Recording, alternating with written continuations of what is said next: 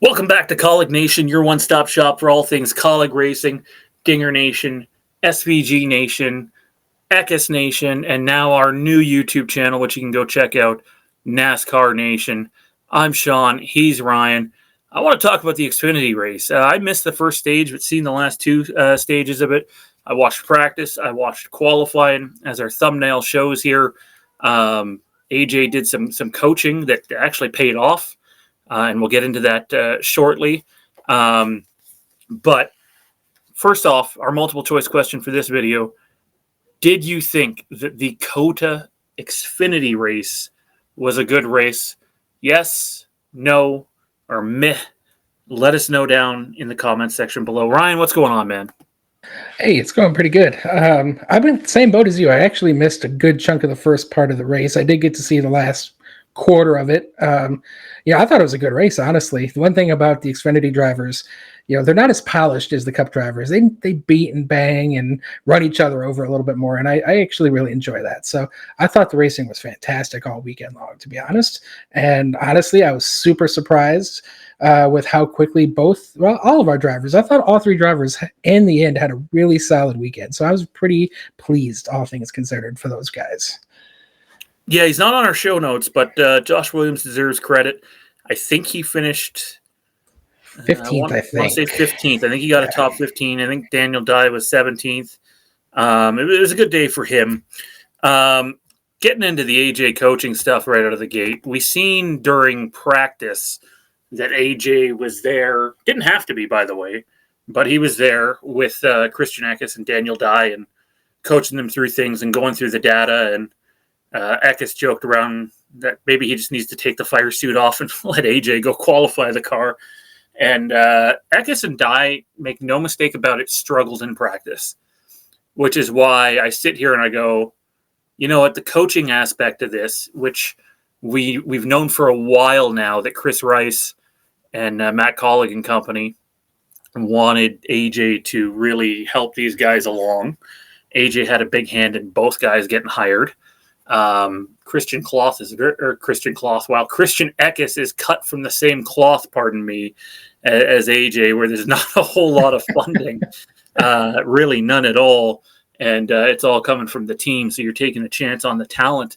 But considering those two guys were really running about 20th or so in practice, and we seen them go back and talk to AJ, and both of them improved in qualifying, and both of them got better during the race too. AJ was on the 16 pit box during the race. For all I know, he went over to the 10 pit box as well, but they showed him on the 16 pit box early in the race. And I like that AJ's taking that kind of role. I guess some of the reporters asked Christian, outside of AJ, is there anybody else you've leaned on for road course help that you might know? And his answer was, no. Why would I? We have AJ right here. He's in-house, part of the team, a big member of the team. Look, Eckes had as gritty of a race as you can have. I can't believe that car was running as quickly as it was, considering the shape that it was in, which you'll see the images pop up on this video. Just a great race. Daniel Dye had a fantastic stage 2 before falling off on stage 3 after a couple of mistakes. Top 5 for Eckes, man. I didn't think he'd be capable of doing that this early in the Xfinity series. So for me, this opened some eyes. Yeah, it really did. One thing about Christian Eckes is truthfully, 2 years ago, I didn't know his name. Last year, I really paid attention to him in the truck series. But we really learned that he is a real student of the game. He's a sponge. He learns very quickly. And we saw that, right? I agree with you. Both drivers were pretty terrible in practice. In fact, Josh Williams was kind of leading the team there all throughout practice. And, I was really concerned that come race time that we were like, oh, man, I don't want to throw any shade at Chandler Smith, but remember, he really struggled in his road course races. And I was like, man, here we go again. We got a talented guy, but maybe he's not going to be very good on these road courses. And honestly, we saw that picture. He really went. I think they evaluated the braking zones where he was losing some speed and very quickly made adjustments. And I also want to give, Alex Janssen team credit for making the right adjustments. They put a good car under him. At the end of the day, that's really important.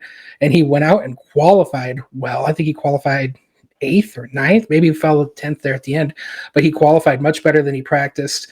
And in the race, we know he made some mistakes. He sped on pit road there in stage 2, made some contact. You're right. The car was a disaster at the end, but yet it was still clocking top 3 speed. So, at the end of the day, I don't think he had, he still has a long way to go to get to Connor Zilisch. He still has a long way to go to get to the JRM cars. But I was super impressed with just his growth throughout the race. And by the end of the race, his lap times were right there with the best cars in the field. So that was super important for me to see. Daniel Dye, he played the strategy, right? He got those stage points, ran competitively right around 10th all day long, a little bit below that. Stayed on the track, finished really well in stage 2, got some stage points in stage 1. Got back in traffic, couldn't quite get through it the same way Christian was. So, some areas for improvement there. But at the end of the day, they both had good points days. Christian is now in the playoffs with points, which, again, Xfinity is really, really tough this year. And even getting your way in on points is not going to be easy. So it's good that he's kind of rebounded after a couple lackluster super speedway races. So I was proud of the whole team. The whole organization really rallied together around AJ. He provided the help that, Chris Rice did say this, I think, on his spot last week, that, he wasn't going to go to these drivers. The drivers needed to go to him and ask him for help. And I think they did that. They went out and they sought out the assistance, and they were able to perform, I think, at a level that I was not expecting them to. So they made a point of mentioning that, I don't know if Daniel Dye was involved, but Eckes went and sought out AJ Friday night, and the two of them sat down in the motorhome and were really going over things. Like, that's awesome that there's that level, because some guys just want to be left alone to do their own thing, and AJ was very much like that when he was younger. Just wanted to do his own thing and not really lean on people. And the fact that, Eckes' ego isn't too big to go and do that, I think is a very good thing. And this is just a side tangent I have. Stuff like that, I agree. I think he has no ego or very little ego. He's clearly very talented.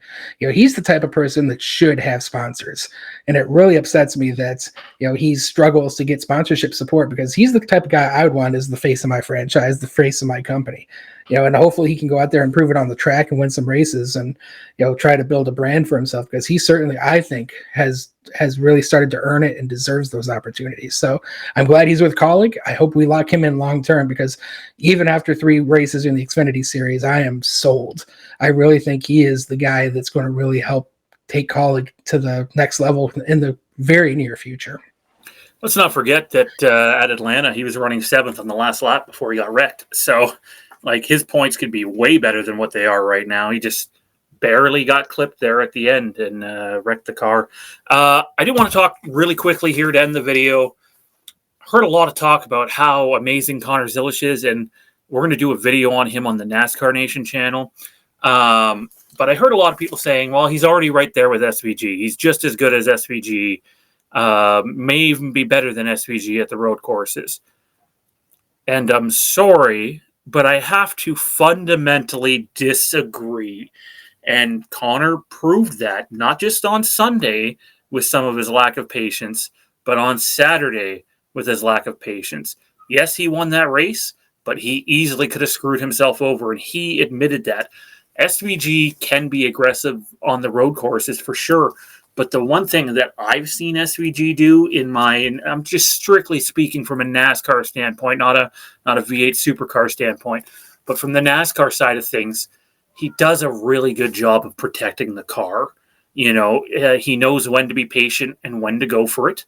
For example, in the Cup race, he could have pressed the issue with AJ when AJ was trying to get around Briscoe, and he sat back and sort of let them go at it a bit.